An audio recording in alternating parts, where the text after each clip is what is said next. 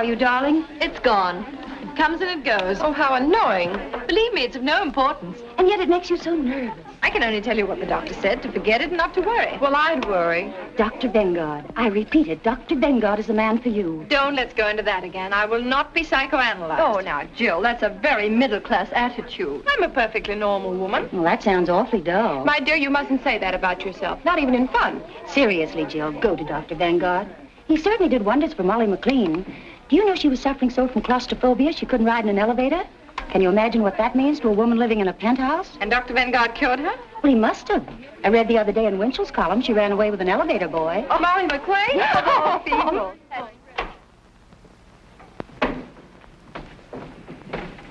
My name is Mrs. Baker. I know. Mrs. Stallings phoned me. Will you please be seated?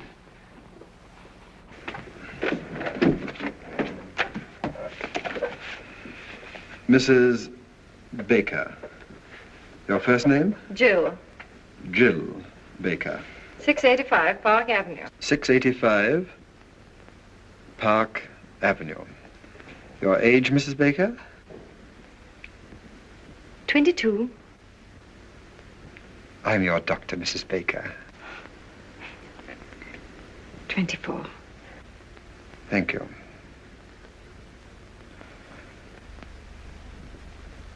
Doctor, I want to be frank with you.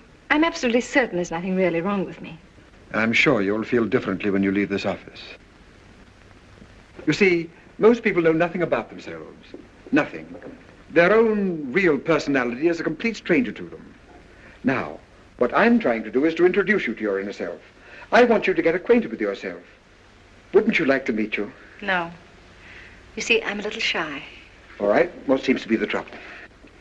Well, it's difficult to show you the symptoms at the moment because it comes and it goes. Oh. It comes and it goes. Yes. It's so unfortunate. It's always the same whenever I see a doctor. When I come, it goes. And when I go, it comes. Mrs. Baker, whatever comes and whatever goes, there's no denying it worries you a lot. So please drop all your inhibitions, release your inner self, and speak freely.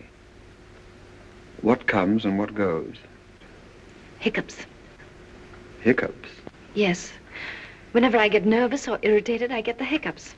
It's rather unpleasant and sometimes very uncomfortable. Well, naturally, it's a little early to make any diagnosis, but you're apparently getting these hiccups because of a nervous condition. Let's find out what causes that condition. Sounds plausible. Thank you. Would you mind stepping into the next room?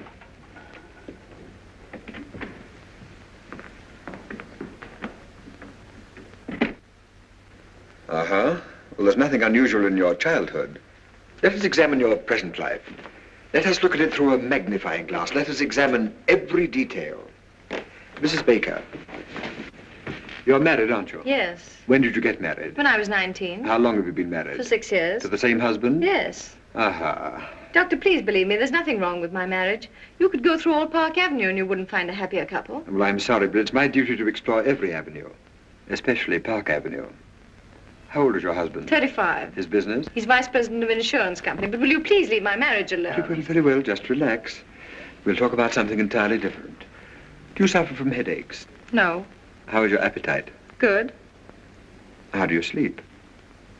Frankly, not so well. How does your husband sleep? Very well. Uh-huh. Now, during one of these sleepless nights, when you wriggle around restlessly, and you look to your right, what do you see? My dressing table. And when you look to your left, what do you see? My husband. Sleeping? Yes. Uh-huh. What are you trying to do? Break up my marriage? No. Just wake up your husband. Well, thank you. That'll be all for today. Doctor, my husband has nothing to do with my sleeplessness. It's just that I'm super sensitive to noises or to the slightest sound. Does your husband snore? No. But I must admit he breathes rather heavily. Oh, he does.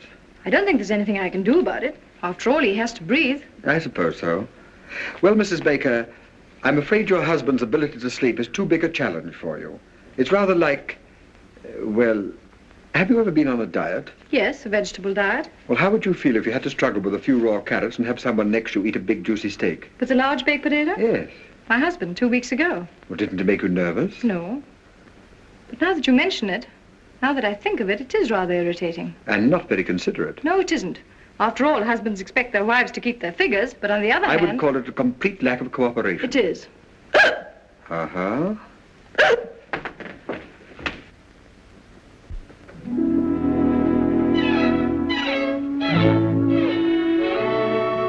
Jill, dear. Hello, Margie. Why, haven't I heard from you? How are you, dear? All right. Anything wrong? Oh, Margie, you shouldn't have sent me to that Dr. Vanguard. Did you go back to him? No, and I won't. He's not going to break up my marriage. There's nothing wrong between Larry and me. That's what I say. Are people talking about us? They wouldn't dare in my presence. They know you and I are close friends, and I always defend you. I know, dear. Defend me against what? Well, now, after all, town and country called you the Happy Bakers. That's kind of sticking out your chin. Well, how many of our friends have stayed married for 6 years? Why shouldn't they call us the Happy Bakers? Well, why not? Your name is Baker, isn't it? Oh, Margie. I've been perfectly miserable for the last 2 weeks. I'm so marriage conscious. Whatever I look at, whatever I think of, I always find myself connecting it with my marriage. How I hate that Vanguard. Yet, if I'm honest, I must admit... What, dear? Well, if a wife looks at her husband through a magnifying glass, she's bound to see something. Yes, I should think so. Things I was never aware of before. Things I never noticed. For instance? Well, it's just an illustration, but like the other morning.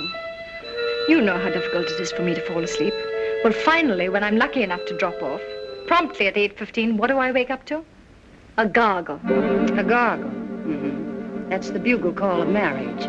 Gargle is reveille, snore is taps. And what is there between? At 9 o'clock in the morning, he goes out of my life. Oh, my dear, isn't it the truth? Oh, I don't know what's the truth anymore. I'm completely confused. I'm so uncertain. I've always heard that the ideal marriage should be something of a mystery. That your husband should remain a kind of stranger to you. Someone whose acquaintance you'd like to renew every day. You know what I mean. Yes, dear. Don't say anything. Hello. Hello, Margie. Hello, Larry. Hello, darling. Hello. How are you? Fine, and you? Okay. Have a good day? Yes, and you? Good. Anything new? No? With you? Nothing. Good. Want to see you later?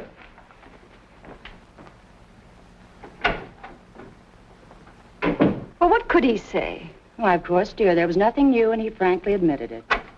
Jill, Yes, darling. are the Coopers coming to dinner? I don't know yet, darling. I'll let you know as soon as they phone. I wish you would, because if they're coming, I'll have to shave.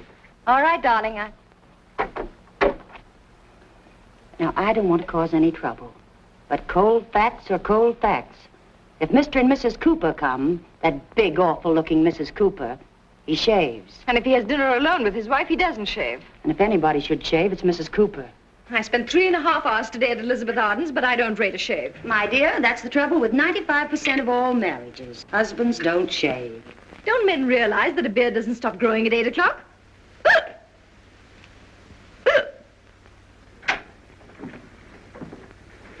Hmm.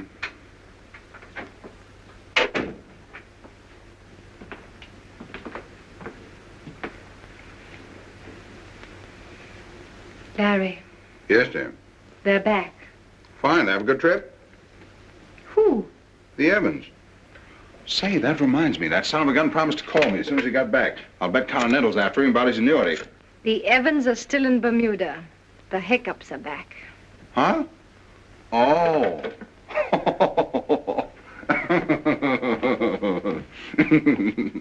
The joke's on me, huh? Yeah, that was very cute. Kicks.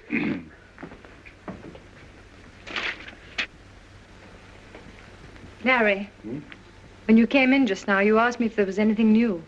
Oh, say, there is something new. And something very important, too. You know who's coming to dinner a week from Thursday?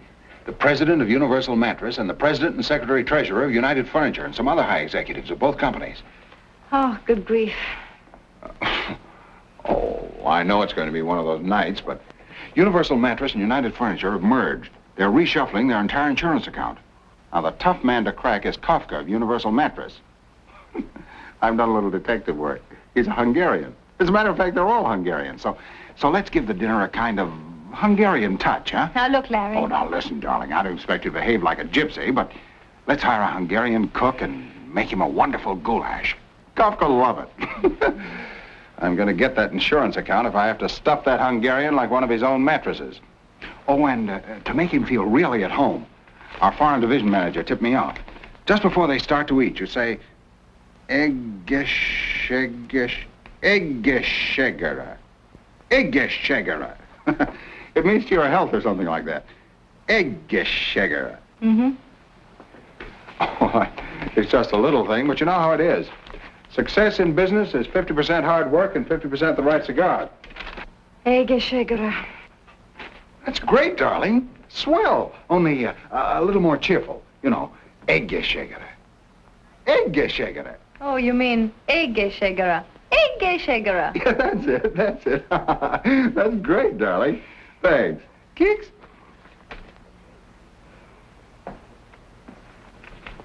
Larry. Hmm? Why'd you do that? Do what? Keeks. Well, I always do that. Why? Well, why does one do things? But when you do it, what does it mean? Is there some underlying thought? Oh. No, just a habit, isn't it?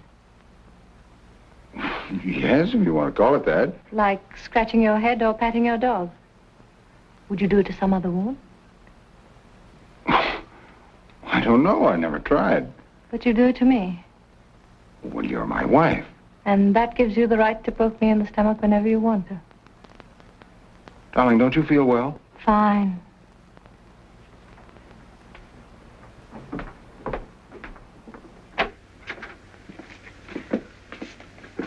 Larry, please don't keeks me anymore.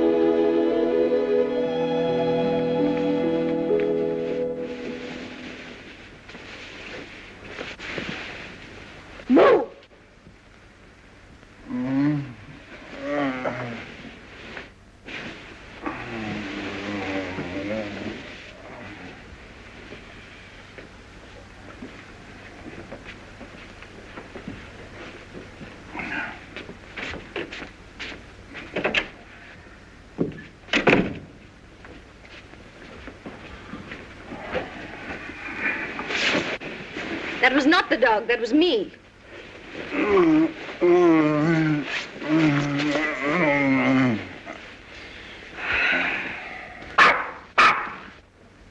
Shh.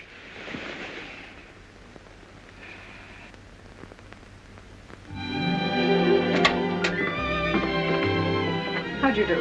How do you do, Mrs. Baker? Dr. Vanguard will be a little delayed. I hope you don't mind.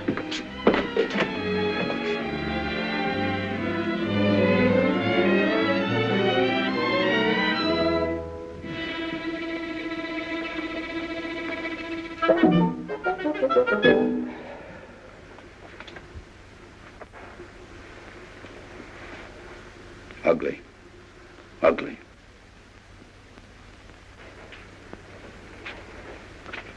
Aren't they ugly? Who? People. Is there anything uglier than the human face? Ah.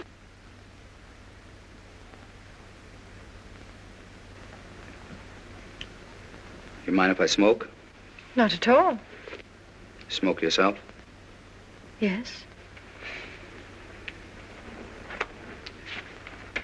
You haven't got a cigarette, eh? Yes.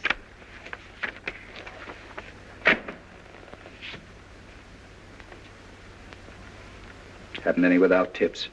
Unfortunately not. Sorry.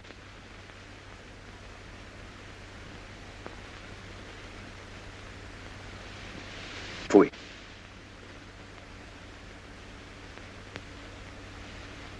Changed my mind. I'll have a cigarette.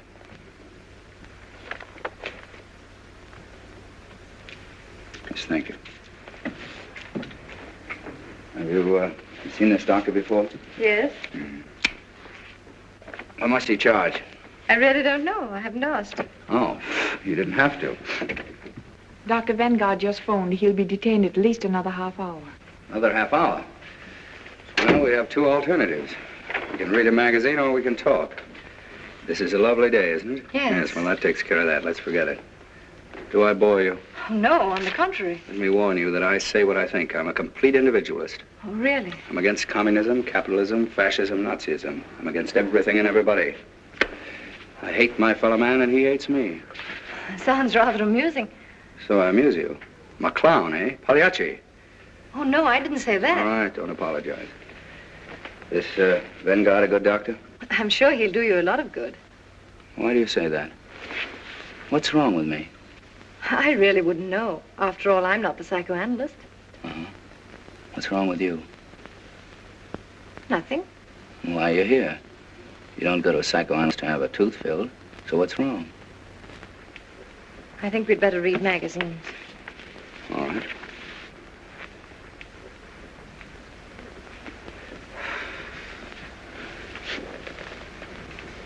Pfui.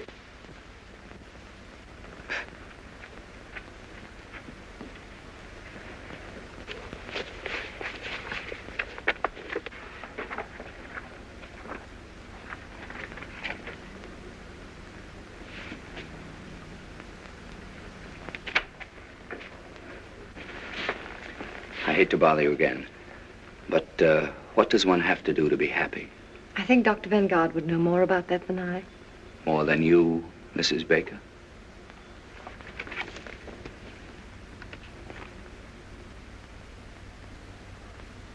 Oh, that article. You know, Mrs. Baker, this is the first time in my life I've ever met a really happy person.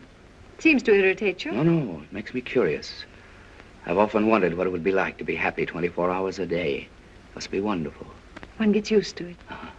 In the morning, you are awakened by the twitter of a little bird. Before breakfast, you and Mr. Baker dance a minuet. Then the happy breakfast starts.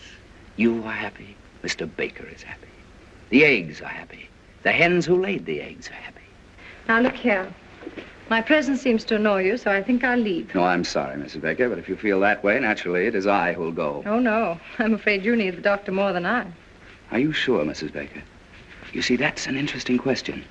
We're both here for the same reason, happiness. One has not enough, one has too much. Who needs the doctor more? Now, that's interesting, isn't it? Rather, but I don't like to discuss it. Yes, I understand, Miss Baker. Well, I'm very happy to have met you. I'm very sorry if I've offended you. Goodbye, Miss Baker. Goodbye. Fooey. Oh, just a moment. Yes? May I ask you one question? Certainly. Yes? What's wrong with that picture? Are you really interested? Yes. Sit down. Now, this artist saw no more in that tree than the camera which photographed the happy Mrs. Baker. It's only the surface. Art goes much deeper. You see, if I were a painter and I were to paint you, I don't know what the picture would look like. It wouldn't look like that photograph. Do I make sense? Yes. Quite a bit of sense.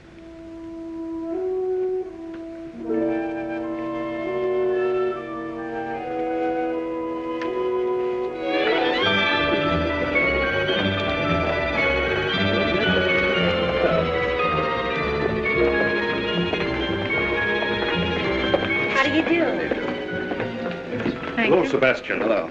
Oh, by the way, my name is Sebastian. Oh. Alexander Sebastian. The name mean anything to you? Be frank. Well, if you insist, no. It's all right. It's all right. Why should it? Let's look at the pictures.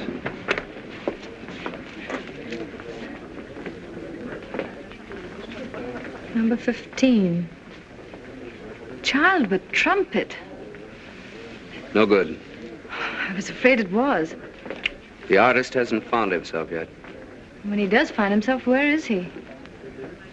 child with trumpet. The child's all right, but he's missed very badly on the trumpet. Didn't he? That won't live. I hope not. Fui. That's almost great. Who painted it? A woman. No man could be so malicious. 26. Eleanor Stroud.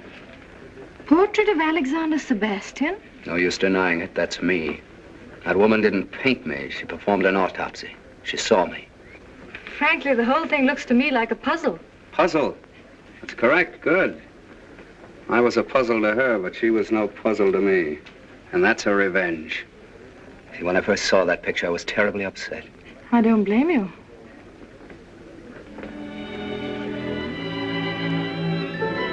What do these notes mean? I'm a musician, a pianist. Oh, a pianist. Oh. And this pedestal here? Well, that indicates greatness. Tell me, why didn't you put your statue there? Is there any reason? There is. You see that little line? You mean this line? That's my whole trouble. Oh. That line sent me to Dr. Vanguard. Well, you might as well know that I'm inhibited artistically. Let's have a drink. Oh, just a moment, just a moment. Yeah. What about this clock? A clock? Yes. Oh, that never should have been there. Why? Well, that's a personal matter. Are you sorry that you came here? Oh, no. No, on the contrary. It's all so fascinating. It's a new world. I can't quite grasp it. Whatever you want to know about me, just ask me. That clock shows 12:15. Is it 12:15 by accident, or does it mean something? It means something. Oh. Let's stop talking about myself. Let's talk about something else. When is your next concert? Yes, when? When I overcome it. Overcome what? That little line. Oh, you mean your inhibitions? Yes. You see, when I play... Tell me, this 12:15, is it noon? Midnight. Any particular midnight? Mm-hmm. Oh. Coming back to my inhibitions, when I play in a drawing room... Pardon me, was it Eastern Standard Time? Daylight saving. Summer? Yes. Well, when I play in a drawing room for just one person, the right person, I'll be perfectly frank with you, I don't think there's a greater pianist in the world. But as soon as I get in a concert hall in front of an audience, no, something gets lost. Those faces staring at me. What right have they to come in and stare at me? What right have they to listen to me just because I pay $2? Some cases $2.50. Why do I bother you with all this? Oh, but I'm glad you did. It's fascinating. You are a puzzle, Mr. Alexander Sebastian. And don't you try to solve me, Mrs. Happy Baker. Come on.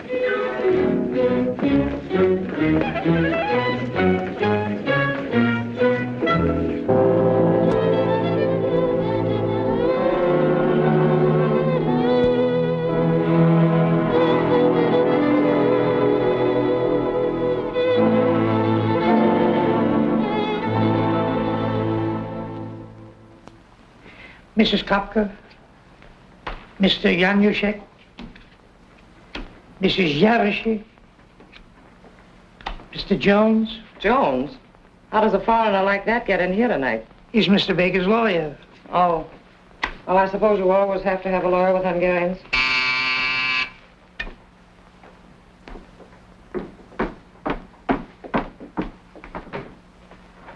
Good evening, sir. Good evening. How's the goulash coming? Fine, Mr. Baker. Did a package arrive for me? Not yet, sir.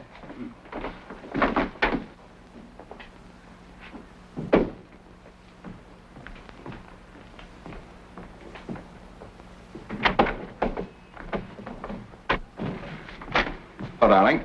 Hello, dear. Anything new? No? Have a good day? Marvelous. All set for a big night? All set? Ha-ha. Remember your word? Egeshegara. Egeshegara. That's it. Good. What is it? Your package had arrived, sir. Albert didn't tell me. Oh, fine.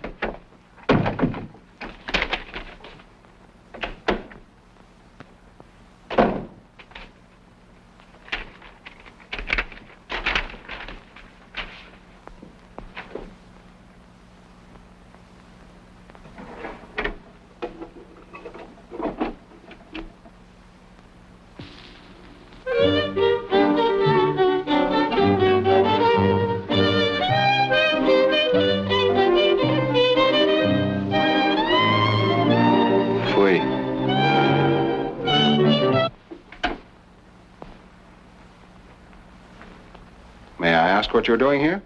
Waiting? Oh, you're waiting. Tell me, how soon do we have dinner? Dinner? That's what I was invited for. Oh.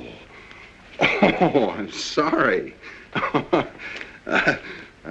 Tell me, are you with Universal Mattress or United Furniture? I'm not with anything. Oh, playing both sides, huh? Well, it's not such a bad idea. Say, tell me, how do you feel about Mr. Kafka? Indifferent. Well, I can tell you, nobody's going to put anything over on him. He's pretty smart. I think it's very clever that they've merged. Merger will out, won't it?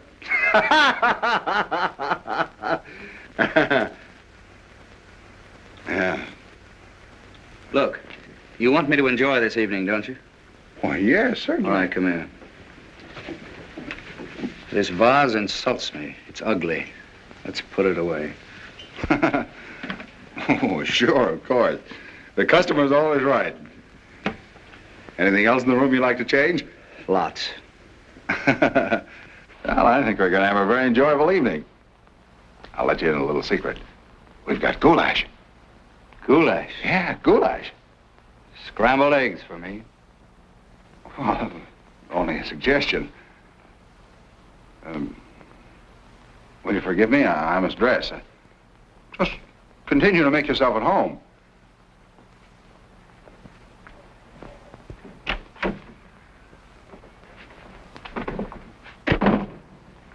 Gee, these Hungarians are certainly funny people. Have they come? One of them has. Look, dear, aren't we dressing? Why? Well, he isn't. Oh, that's Mr. Sebastian. Sebastian. Who's he with? With. He's against everything. He's an individualist. Is he that rich? Oh, he doesn't care anything about... How do you know? Dear, it's Sebastian. Alexander Sebastian. I told you the other day, but that's the trouble. You never listen to anything I say. Makes no impression. Oh, I remember now. That piano player. He's not a piano player. He's a pianist. And pretty soon he'll be very important. Someday you may be very happy to insure his hands for $100,000. Look, darling, I'm giving this dinner especially for these Hungarians. Could he pay a premium? I don't know, and I don't care. You know, sometimes I don't understand you. Here we've got a $500,000 insurance possibility tonight. I've gone to all this trouble to get up a special Hungarian evening for the president of Universal Mattress. And you invite this piano player. You should know better. Musicians and mattresses don't mix. Look, Larry, for 6 years I've been living insurance, and I'm tired of being an annuity. Can't I just myself spend one evening with Rimsky-Korsakov and Stravinsky? Rimsky-Korsakov? Stravinsky? Who else is coming? Why didn't you invite the whole Philharmonic and have them bring Deems Taylor along as commentator? Oh, all right, all right. Let's drop the whole thing. If you don't want him to play, he won't play.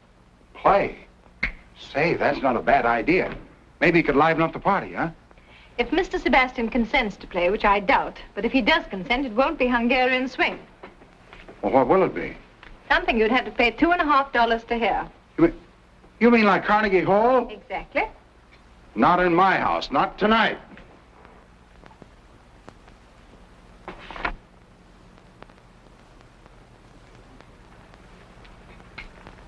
What's this? Oh, that's a reproduction of a painting I saw in an art gallery. Do you like that? Love it. Well, what is it? Can't you see? Now, listen, quit kidding me. What is it? It's a portrait. A portrait? Of what? Of a man. Listen, I know I'm just a poor, ignorant insurance dope, and I don't know anything about Stravinsky. But we've been married for 6 years, and I think I've made you a pretty good husband. When I ask you a question, you still ought to do me the courtesy of answering. You don't have to make fun of me. You know what this is? The Grand Canyon.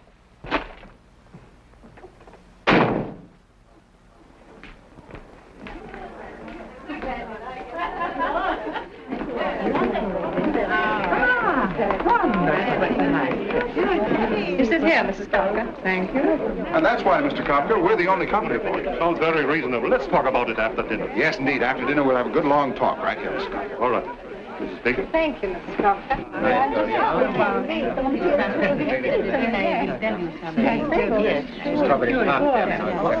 You mean not even Lohengrin? Especially not Lohengrin. I give you all of Wagner. Except one passage in Tristan that's really good, but you never hear it played right. Perhaps someday I could hear you play it as it should be played. Perhaps.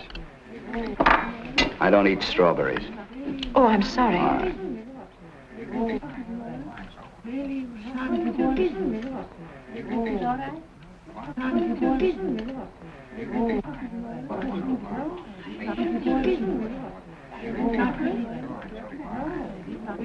Everything all right, Mr. Kafka? Mm-hmm, fine. Ege Shegera. Egészségére. Egészségére? Milyen jól mondta ki. Hallottátok? Azt mondta, hogy egészségére. Egészen jól mondta magyarul. I thank you so much, Mrs. Baker. You make one feel at home. That's what I call hospitality, Mr. Baker. I didn't know she knew it. I wonder where she picked that up. What does it mean? To your health. Oh, isn't that nice? And she pronounced it so well. Ignát! Igen, szívem. Ugye milyen jól mondta ki magyarul? Igen, nagyon jól. Nagyon jól. Nagyon jól. Egészségére! Én már régen nem beszéltem magyarul. How comes you speak Hungarian? Were you born in Hungary? No, I studied music in Budapest. Budapest. Jaj, Budapest. I lived at, what's the name of the street? Andalusia. Andrássy úr. Andrássy! Hát én oktattam az Andrássy-t 54 számmal. 54? Én ismerem őket. Igen. Ott volt a kávéház. Andrássy kávéház. Minden délután ott Volt az Andrássy. Annál szebb utca nincs is a világon. Minden nap ott sétál.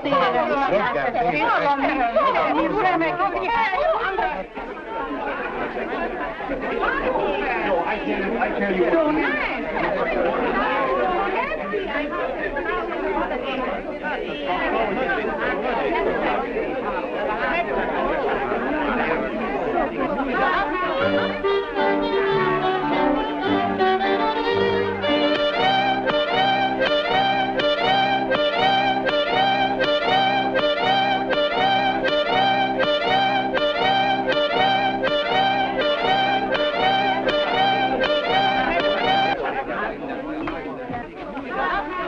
I just got a call. Kafka's launching with the Hudson Insurance people tomorrow. It's tonight or never. What about the legal angle? My office is working overtime drawing up the contract. All right, I'll go right after them. Well, enjoy the goulash, Mr. Kafka? Good goulash. Very good goulash. If your firm is as good as your cook, we might get together. Well, I'm glad you brought that up. Now, here are the details. Yaroshin, Laszlo, come here a minute. After all, we are partners. I want you to listen to Mr. Baker's proposition. Well, gentlemen, here it is in a nutshell. Everybody, please, I have a treat for you. Mr. Sebastian, you know, is a very well-known pianist, and he's kindly consented to play for us. So if you'll all be seated.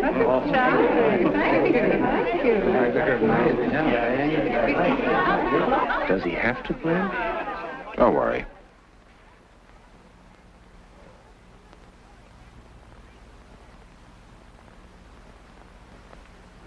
Mrs. Baker.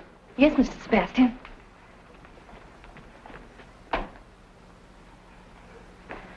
you mind moving from here, please? Yes. Go on, show your legs.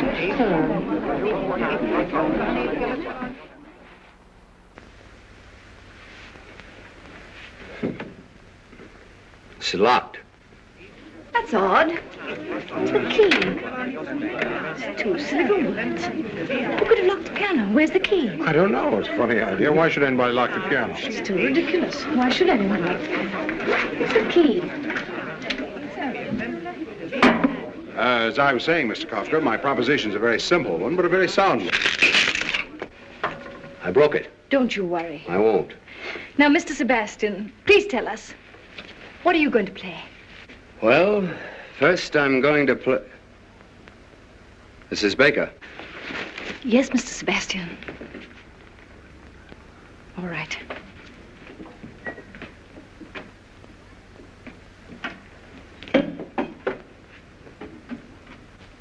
I shall begin with a Sonata Pathétique by Beethoven.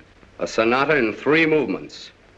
And afterwards, if I feel like it, I shall play Hoff's 11 variations on the second theme of the first movement, followed for my own variation on Hoff's 11 variations on the second theme of the first movement.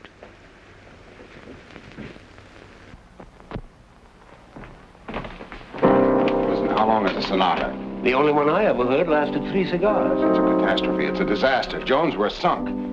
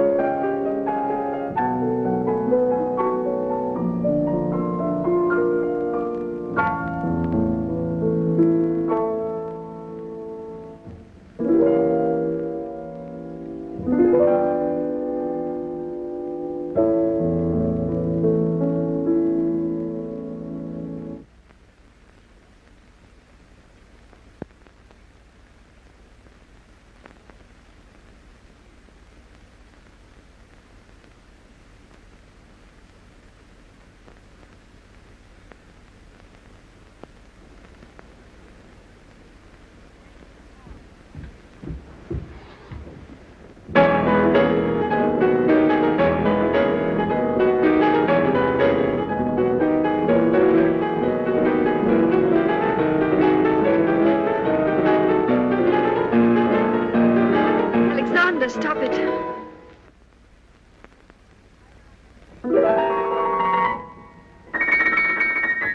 Please don't.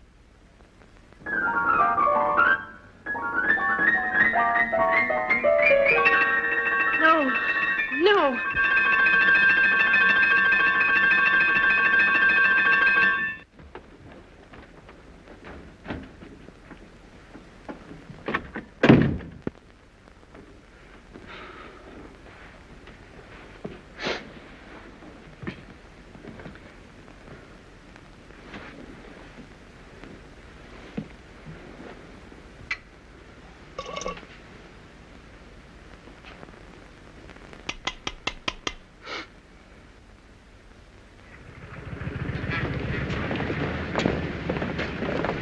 You know, Jones, I'm glad you got that clause in the contract. It saved our necks. Another...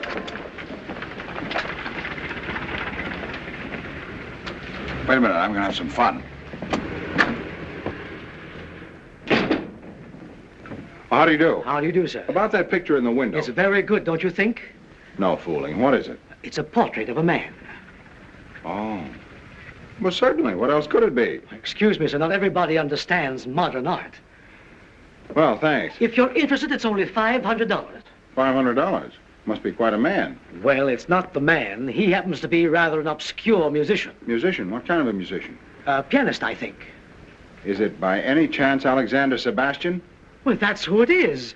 You recognized him. He seems to be a friend of yours. Wouldn't it be amusing to have him in your home permanently? Not very amusing.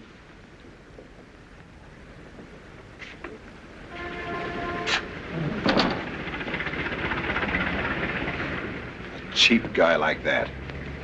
Who? Him. Goodbye, Jones.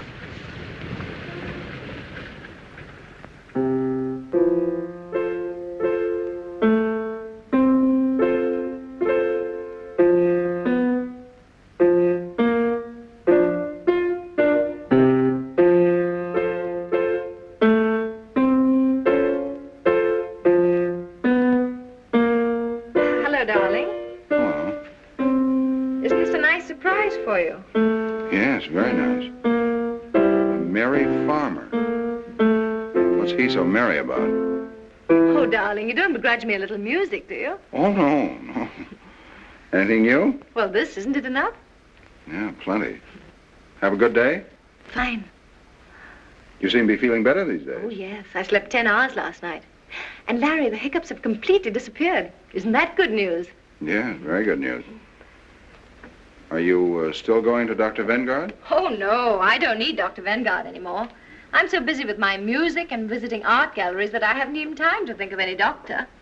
Oh. Isn't that wonderful? You know, I'm beginning to see something in this. Yeah, it starts to look like a man. Huh? Why did you say that?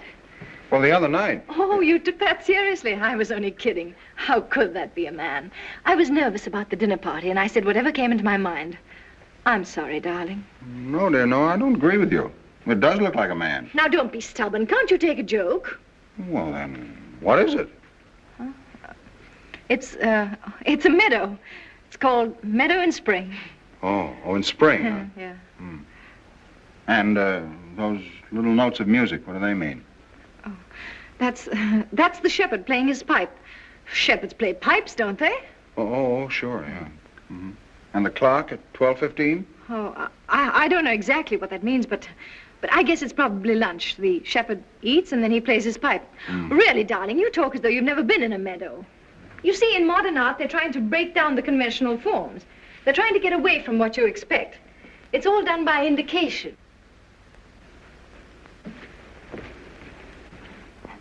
What are you doing?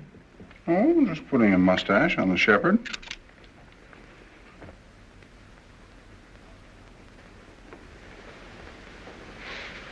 Knock that guy right through his piano. Now, that'd be the worst thing you could do.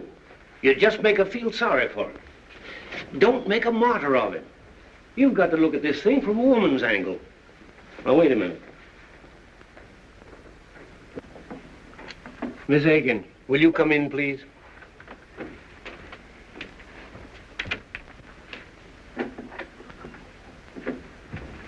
Miss Higgins, we want a woman's point of view on a certain situation. Now, Mr. Baker has a friend, and he's in trouble. Who, Mr. Baker? No, the friend. Oh, Mr. Baker. Shh. Now, Mr. Baker has nothing whatever to do with it. Let's call the friend Mr. Brown. Now, Mr. Brown has a wife. Mrs. Brown. Exactly. Mr. and Mrs. Brown have been married for, how long? Well, say 6 years. Yeah. They live in Toledo. 6 years in Toledo. That's bad. All right, then, let's say New York. Now, Mr. Brown is worried about his marriage. Things are not going along as well as they used to. What kind of a man is this, Mr. Brown? Very nice. Wouldn't you say so? Yes, very nice. Is he attractive? Very attractive. Don't you think so? Yes. And yet she's complaining. Well, she's drifting away from him. Yes, and he wants to get things back on the old basis. Who doesn't? Yes. Now, Miss Higgins, as a woman, I'm asking you, what is the right approach? Well, I should say a mink coat would do the trick. She has a mink coat. Then what's she complaining about? Thank you, Miss Higgins. That's all. Well, gentlemen, you wanted to get a woman's point of view. Just a moment. Now, look here. Mrs. Brown is interested in another man. Oh, does Mr. Brown know? Yes. Has he any proof? Too much. Has he any witnesses? No. Then he's sunk. Thank you, Miss Aiken. Well, I'm sorry, Mr. Baker, but if there aren't any witnesses, she's going to deny it, if you want the woman's angle. Miss Higgins, we're thoroughly satisfied. Well, I'm afraid I'm not the right person to give you any advice. I probably have too much sympathy for Mr. Brown and not enough patience with Mrs. Brown. We get cases like that every day. The wife is bored, marriage is just a habit, but on the other hand, she accepts everything her husband gives her. I think she ought to be kicked out. Do I sound old-fashioned? We'll let you know, Miss Aikens. Well, anyway, I think Mr. Brown is a pretty swell guy. I've always thought so. Some woman. Yeah, she certainly had a couple of interesting angles. I didn't notice them. Good. Now, Larry, you still love your wife, don't you? Yeah. Well, where are you going from here? I have a dinner appointment with old C.K. Higgins at his club. How can I sell insurance with this in my mind? It's a big deal, too. Now, listen. Forget Higgins. Forget insurance. Go home. There's only one thing you have to sell. Yourself. The most important client you ever had in your life is waiting for you. And her name is Mrs. Baker. Now, you're the best salesman in the business. There's nothing wrong with your marriage. You just have to resell it once in a while. Not so easy. Well, who said it was? Was it easy to sell hail insurance in Southern California? Just find the right slant. A new one. Selling marriage with a new slant, huh? Yeah, a new slant. Not a bad idea. But what is that new slant? That's what I'd like to know. What is it? What is it? What is it? Selling marriage with a new slant.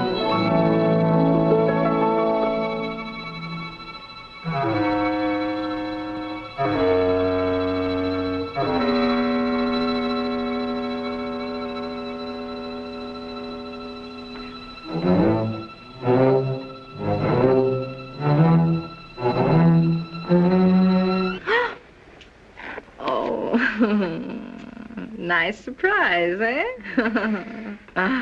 Hello, my genius. Who are you going to be this evening? Come, tell your little cadenza. Are you Mozart, playful, tender? Or are you the thundering Beethoven, strong, fiery, unyielding? Come, darling, tell your little cadenza.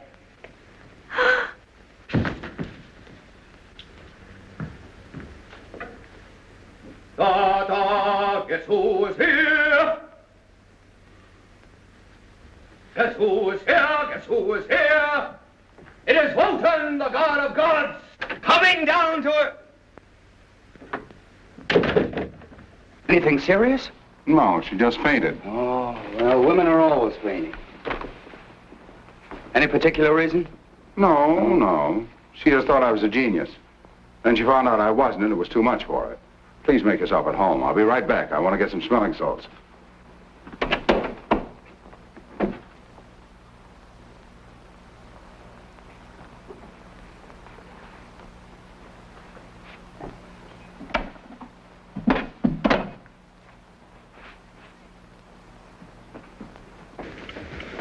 Now, look, Baker, let's get this straight. There's going to be a very heated discussion. We're going to insult each other. It can't be avoided. You're going to accuse me of something which I'm going to deny and you're not going to believe. So before this battle starts, let's get one thing straight. I'm not going to fight. My hands are my only livelihood, and I'm not going to risk them on your jaw. Here, Mozart, wake up your little cadenza.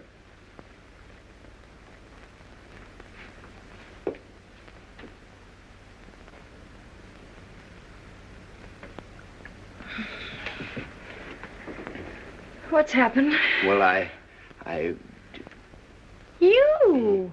What? That's very funny.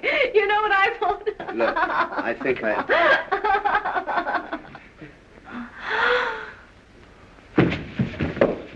What?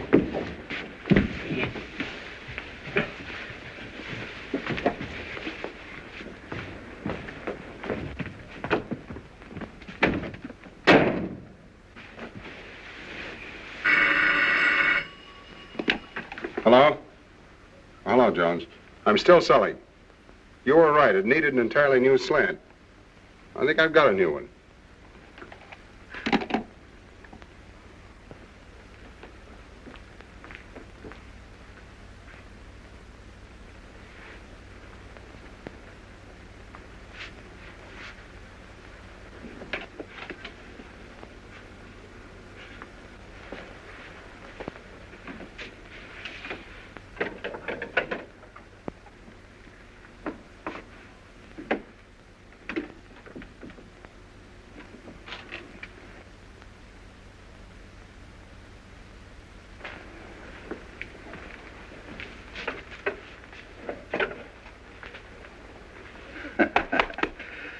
Baker, I don't trust you. Oh, come on. Have a cigar.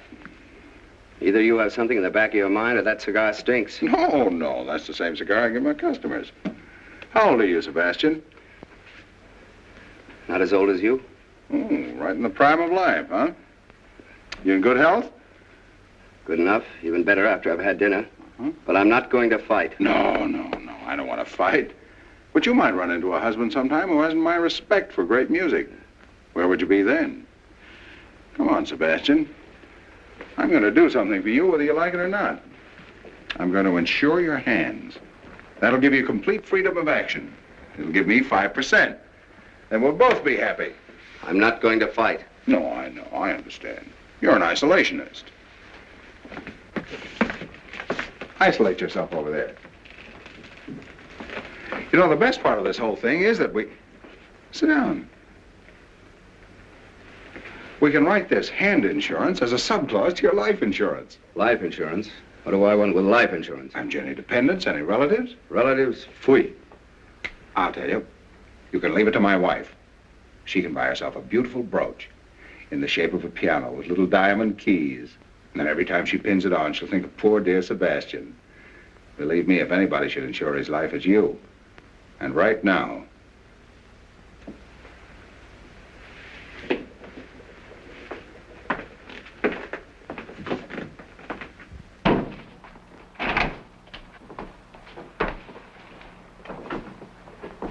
Now then, where were you born? I'm not going to fight. So you love my wife, don't you? Love your wife, Baker?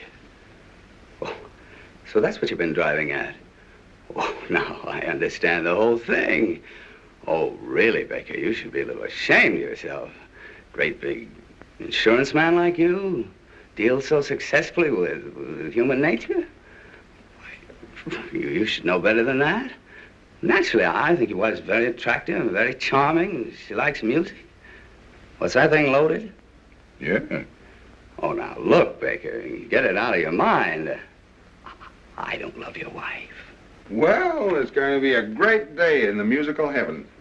I can just see Beethoven calling over to Mozart. Hey, Mozart, dust off the piano. Look who's coming, the little genius. That's not funny. Now, this isn't funny either. I love my wife. I've loved her for 6 years. For 6 years, we've been together.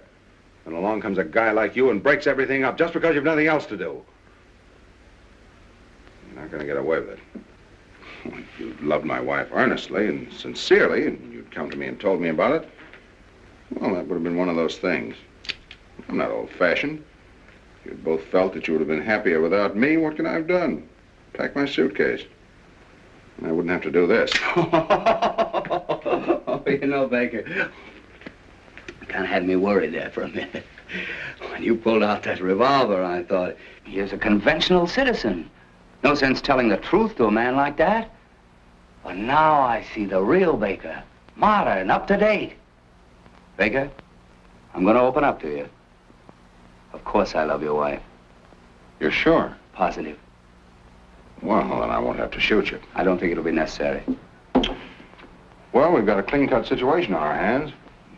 You love my wife, and my wife loves you. Well... Oh, yes, she does. I've seen it with my own eyes. Well, there's only one thing left for me to do.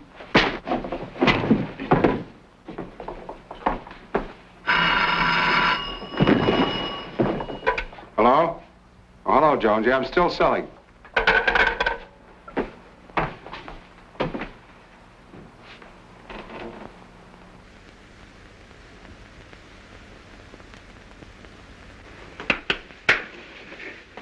Did I hit back? No. Good. Shouldn't have done that, Baker. I know, and I'm sorry. Shouldn't have done it. I slipped back into the old-fashioned, Baker. I probably won't do it again. I'm not going to fight. Hello. This is Lawrence Baker. I want to reserve a room for tonight. I'll be right over. Thanks. Baker. Are you really moving out? Well, yes, certainly. I think I should leave the apartment to her. You do? Well, yes, it's only fair, don't you think so? Yes, I think that seems to be the best approach. Well, I'm glad you think so. No, I don't want there to be any bitterness. No, fortunately, I'm in a position to give her security, to take care of her future. And why not? She deserves it, don't you think so? Yes, I do. After all, she's given me the best years of her life. Yes, I'll take some wonderful memories with me. She's a nice girl, isn't she? Yes, very nice. Of course, she has her faults. Well, who hasn't? That's true. Sebastian, if you should ever run into one of her bad moods, all you have to do is... Oh, no, perhaps I better not tell you. Come on now, don't act like a little boy. What is it? Oh, well, it's kind of personal. Why? Come on, what is it? Well, if you ever should run into one of her bad moods and you want to snap her right out of it, there's only one way to do it. What's that? Just keeks her. Keeks her? How do you do that? Just keeks her. She like that? Insane about it. Thanks, Vic. Keeks? Oh, no. Now, about the cause for divorce. According to New York state law, one of the parties must have a correspondent. Oh, there must be some less embarrassing way. Not in New York. Well, you don't have to do it. I'll get the correspondent. Oh, no. I wouldn't like to put you in that position. Well, that's all right. But why should you take the blame? Well, it's okay. It's quick and painless. Very white of you, Baker. Thanks, Sebastian. That leaves the property settlement. The following agreement has been reached between Lawrence Baker, hereinafter referred to as the party of the first part, and Jill Baker, hereinafter referred to as the party of the second part. It is understood that the party of the first part transfers title to the apartment at 685 Park Avenue to the party of the second part. What about the furnishings? Yes, what about them? Well, I didn't understand that you Oh, were... yes, I want everything transferred to the party of the second part. Can't we take that up later? No, let's get everything settled now. You're entitled to it. Oh, now look. Now, he's only trying to be fair. You're too generous. No, just fair. That's all. Well, if there's anything you want... Oh, I don't need anything. What would I do with it? But Larry... He lives in a hotel. Where would he put it? He'd only have to pay storage. That's right. Well, I'd better change this.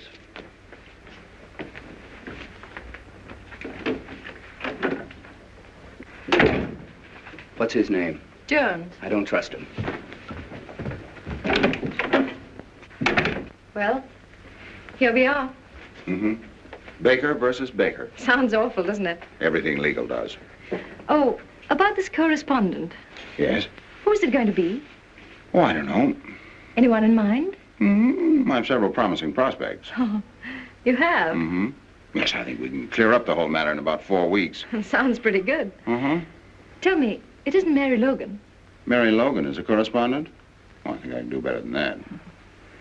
After everything's straightened out, I think I'll take a trip to South America. Is it one of my friends? No, you know I never cared very much for your friends. Someone I know? Darling, this is a divorce, not 20 questions. Oh, I'm just curious. Oh, don't worry. You can rely on me. I won't disgrace the family name.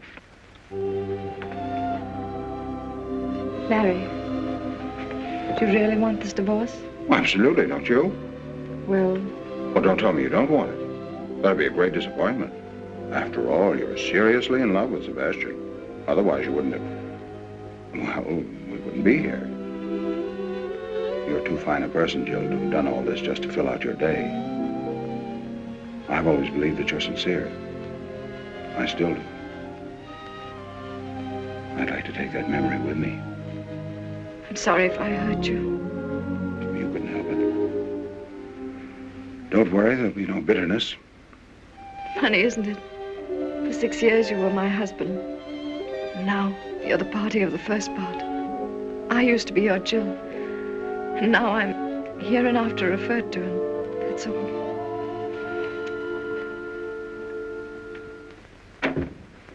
Well, everything's taken care of. What's the matter? What'd you do? Nothing, just went over some of the details. I don't trust you, Baker.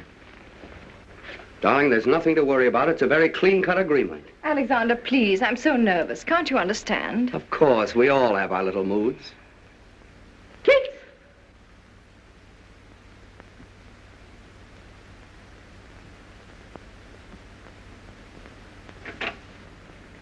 Now let's read this again. The following agreement has Is been reached... unnecessary, unless we can agree on the correspondent. Well, it's none of your business. Darling, it isn't. Keep quiet. It is my business. You're not going to make me the laughingstock of the whole town with some girl. A girl I don't even know. Oh, no, you're not going to have that triumph, Mr. Baker. Goodbye.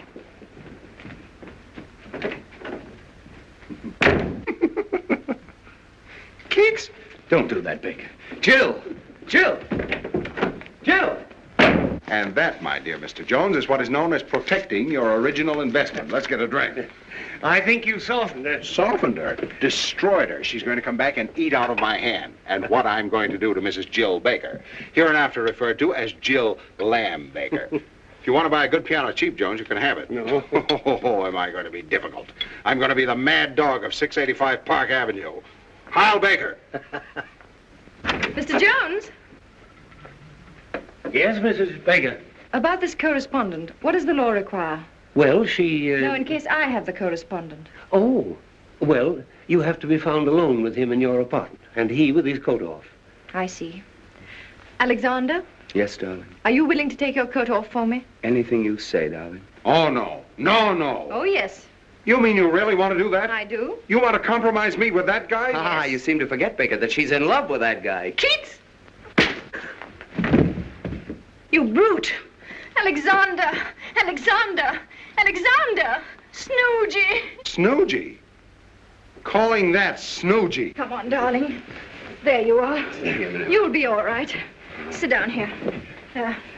For 6 years, I've been married to a brute, and I didn't know it. A divorce, yes, that's the only solution. All right. Why don't you go to Reno? Yes, Reno. I don't want to go west. Oh, darling, how are you? Unshaken. Would you establish residence in Pennsylvania? Pennsylvania? That's around Philadelphia, isn't it? In the neighborhood, yes. Well, that's not bad. They've got a good orchestra. It'd be easy to communicate with New York. Very well. Shall we say Pennsylvania? All right, Pennsylvania, China, anywhere. Only let's get it over with. Okay, let's look up Pennsylvania. Pennsylvania, There. That's... Snoogy. You're going to get your divorce if it's the last thing I do. Section 10. Innocent spouse may get divorced provided the other spouse shall have, by cruel and barbarous treatment, rendered life intolerable and burdensome to said innocent spouse. Sounds promising. Shouldn't be difficult for you to be barbarous. No, my innocent spouse. What do I have to do? Well, let's call in a witness. Let's say my secretary. And first, you two start a quarrel. With pleasure. And then I'd say maybe you slap her face. Slap her face? Oh, no. So, you can hit a man, but you don't dare strike a woman. You coward, you. All right, I'll do it. Very well. Now, let's rehearse the whole thing. Now, here's the plan. Miss Higgins, will you come in, please? Right away, Mr. Jones. Now, remember, I start to dictate a letter. As soon as I snap my fingers, you start the argument. And when you say... You cheap second-rate insurance peddler. When I hit you. Now, Baker, don't let us down. Miss Higgins! Miss Higgins! Coming, Mr. Jones. Sit down, please. Take this. To Walter K. Dovenmule, Capital City Bank and Trust Company, Columbus, Ohio. My dear Mr. Dovenmule, now let me see. So you won't tell me? I wasn't there. My mother saw you. Your mother gives me a pain in the neck. How dare you say that about my beloved mother? Your beloved mother. Pooh! So you won't tell me, huh? I wasn't there. But my mother saw you. Your mother gives me a pain in the neck. How dare you say that about my beloved mother? Your beloved mother. Pooh! Who are you to poo my mother? Your mother. Do you know what your mother reminds me of? Hey, stop! Just a minute. Miss Higgins, I didn't tell you to leave. Yes, for heaven's sakes, Miss Higgins. Sit down. Now, read that back to me. Mr. Walter K. Dovenmule, Capital City Bank and Trust Company, Columbus, Ohio. My dear Mr. Dovenmule. So you don't like my mother? No, I don't like your whole family. Oh, you don't? No, I don't like your father, I don't like your brother. And you know what your mother reminds me of? What? Of you. That'll give you a rough idea of what I think of your mother. You cheap second-rate insurance peddler.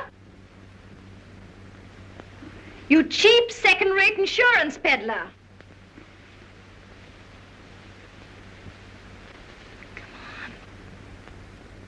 What she called you, cheap second-rate insurance peddler. Yes.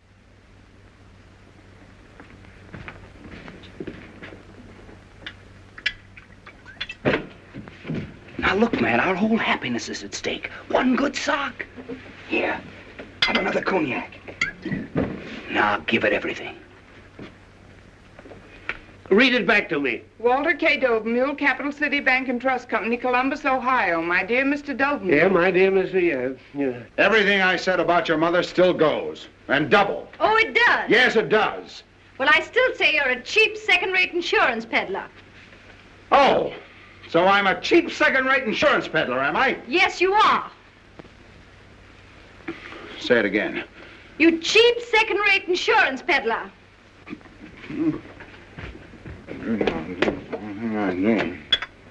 Fui.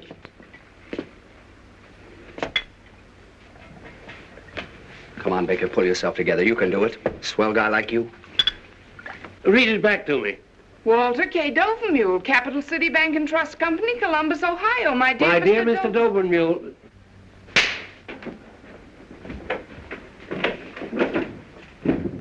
Did you see that, Miss Higgins? A husband slapping his wife? Yes, did you see it? Mrs. Baker, I'm very sorry this happened in my office. So am I. Imagine that, a husband hitting his wife. He had to get drunk to do it. Goodbye, Mr. Jones. Goodbye, Mrs. Baker.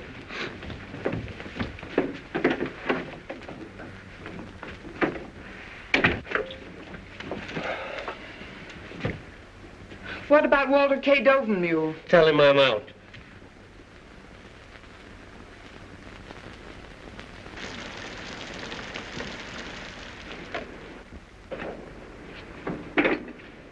Thank you, sir. Come in. Hello, Albert. Good morning, sir. I hope you'll forgive me for disturbing you on Sunday. It's all right, Albert. Have a late night, sir? Yes, I've had a series of late nights. I guess I'm not as young as I used to be. Oh, I think you look very fit, sir. Oh, thanks, Albert. How's everything going? Well, not so well, sir. I came to ask if in your future plans you'd have any use for me.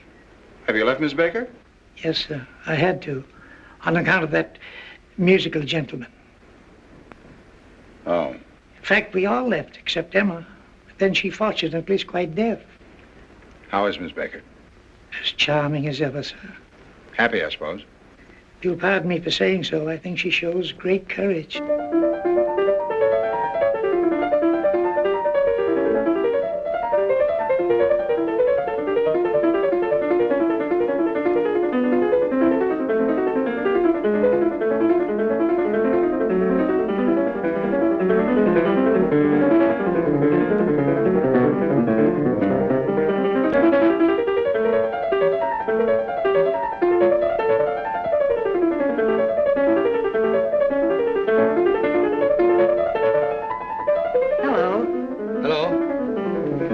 Mrs. Baker.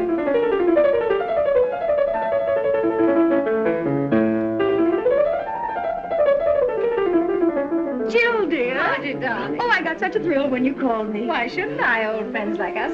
Sit down, Margie. How are you, Jill? Oh, I'm fine. I hear you're going to Philadelphia. Oh, did you meet Alexander? Yes, but I didn't want to bother him. He's practicing for his new concert. I understand. Does it disturb you? No. I love music. Yes, I'm going to Philadelphia. And you're happy? Oh, yes, very. Of course, I'm still a little bewildered. It's all so new. Oh, I guess it's all very exciting. Oh, yes, very exciting. Being transferred from the business world into the world of art. Nothing but Bach and Tchaikovsky. That's Bach he's practicing. Oh, yes. You sure it doesn't disturb you? Oh, no. I love it. You don't have to be ashamed. Not everybody likes Bach, so if you want him to stop... My dear, I wouldn't think of it. The whole thing sounds so very romantic. Yes, very romantic. Oh, by the way, have you seen Larry? Yes. I saw him last night at the Monte Carlo. Larry at the Monte Carlo? Yes. Imagine. Just a moment.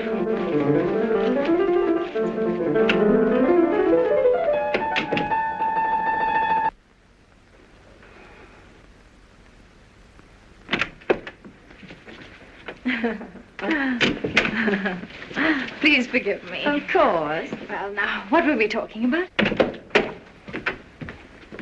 So, you don't like my music, eh? Oh, Alexander. I make nothing but a lot of noise. All right. Fui. Isn't he original? Oh, very. I hope you don't mind. No, not at all. I love to make him angry. He turns into a big grizzly bear. It must be fascinating. Jill? The bear.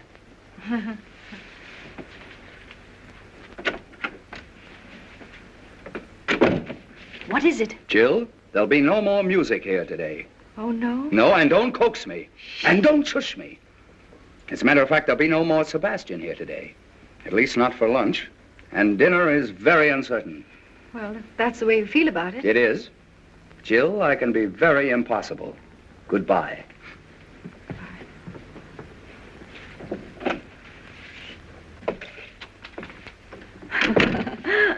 What fun. I only hope poor Larry has as good a time as I. Well, when I saw him at the Monte Carlo. Oh, yes. I suppose that was another one of those dull business evenings. Was it a large party? No, I'd say she was about your size. Oh. Was she attractive? No, I didn't think so. But George and Freddie thought she was terrific. You know George and Freddie. But what do you care? That's right. What do I care? Larry's entitled to have a little fun. That's the kind of life he likes.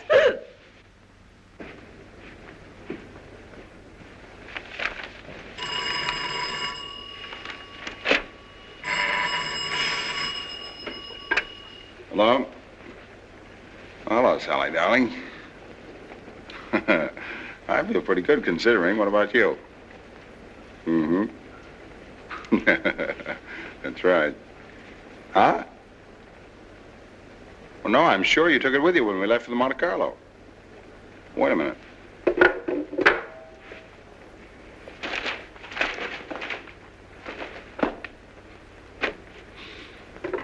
Hello? Yes, it is. All right.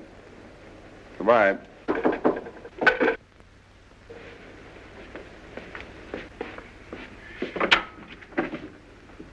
Hello.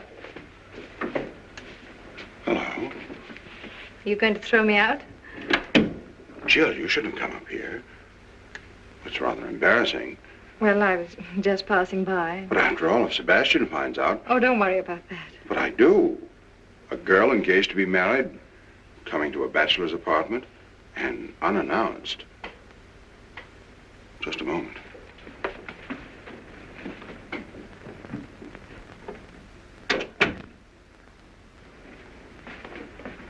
Well. I seem to be intruding. Look, Jill, what do you want to see me about? Someone here? What do you want, Jill?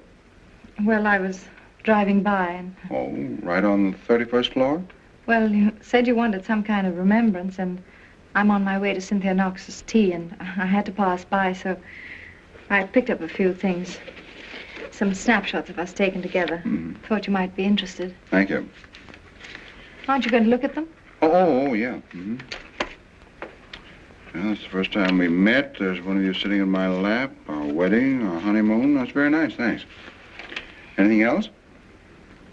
I heard you were at the Monte Carlo last night. Yeah. Sleepy? Huh? Yes. Well, give my regards to Cynthia Knox. Who? You were on your way to Cynthia Knox's tea, remember? Oh, yes. I like your apartment, Larry. It's lovely. Charming. Yes, very, very charming. In such good taste. Pretty. So cozy. Lovely curtains. And such a beautiful view. Yes, such a beautiful view. I'm sorry. That was rather foolish. Please forgive me. Oh, Larry, I did make quite a mess of things. Oh, everything turns out for the best. You can't mean that, Larry. I can and I do. Larry, please don't make me go to Philadelphia. Please don't. Oh, Madam has changed her mind. She gets a little tired of marriage and she walks out just like that. What does she care if she makes a fool of her husband or how much she hurts him? Then she gets a little tired of piano music and she comes back and says, oh, it was just a little whim of mine, so please trot back to the old homestead. You break up a whole life and then think you can put it back together again in one afternoon. Oh, no, it's not that easy. I didn't expect it to be easy. To tell you what I think of you would take more than just one afternoon. How about dinner? Dinner? Couldn't we just have dinner together tonight? I'm sorry, I'm engaged for dinner. Oh, that girl. Yes, that girl. I don't like your tone. I'm sorry. First you try to mess up my life, now you want to spoil that girl's Sunday. Sally doesn't get every day off, you know. Sally works hard. Oh, she does. Now, what's wrong with that? Nothing. She doesn't have everything dumped in her lap like you. She hasn't time to go to crazy art galleries, play around with second-rate musicians, or go to psychoanalysts. She hasn't a husband to pay for her complexes. Sally's a mighty fine girl, much finer than your Mr. Sebastian. She doesn't wear your shirts either. Did he take? Oh, skip it. Here, you promise to love, honor, and obey. And here, that's the first time we met. That's an awful picture of me. But you were a fine girl. I didn't bore you with my insurance then. You listened to everything. You wanted to know everything about me and my work. You wanted to help. Oh, Larry. And here. I remember everything you said to me. I'd love to say it again, Larry, if you'd only give me the chance. Just to forget it again. No, Larry, never again. I swear. There's no use pretending. I'm defeated. Gee.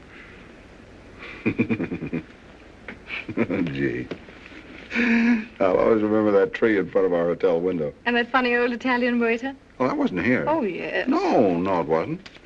No, here. Oh, that's right. That's that front porch.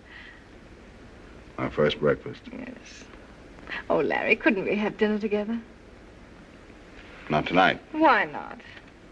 Sally, Let me talk to her. Oh, no. Woman to woman, she'll understand. No, no. Please, Larry. Well, you don't deserve it, but I'll see what I can do. Thank you, darling. You stay right here. It's going to be very tough.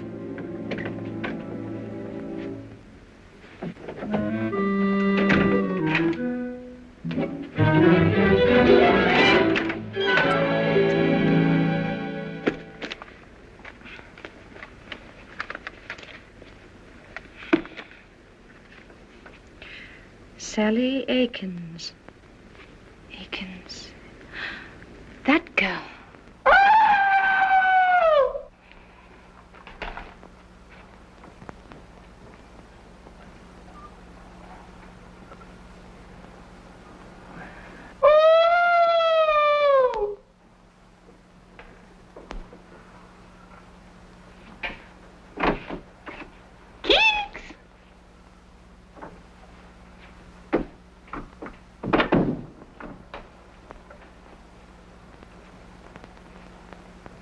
How'd you do, Miss Akins?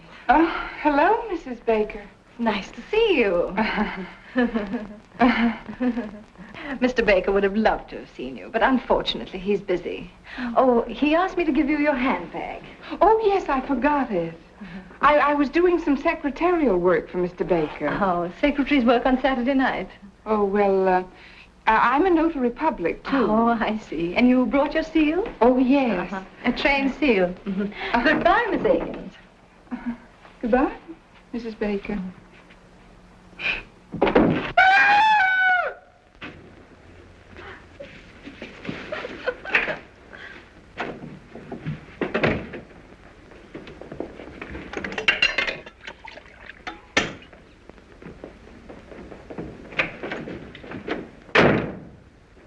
Sweet. Sweet.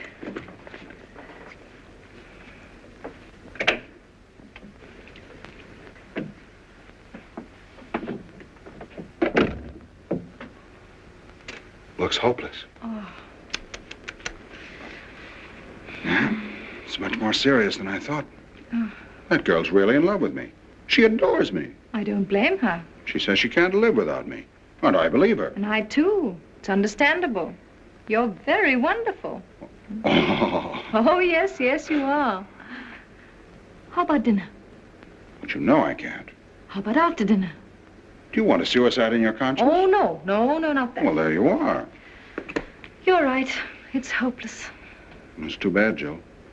Everything could have been so marvelous. Yes. There's no reason we couldn't really have been happy. Yes, but it's too late now. Yeah. It looks like the end. Goodbye, Larry, and good luck. Good luck.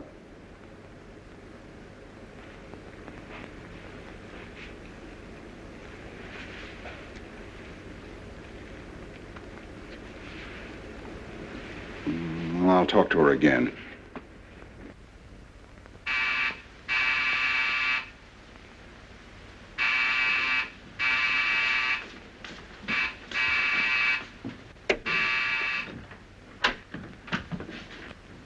Mrs. Baker home? Yes, but... Never mind.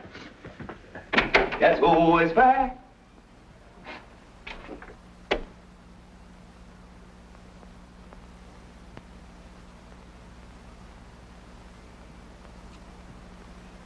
It's Wotan, the god of gods, coming back to Earth.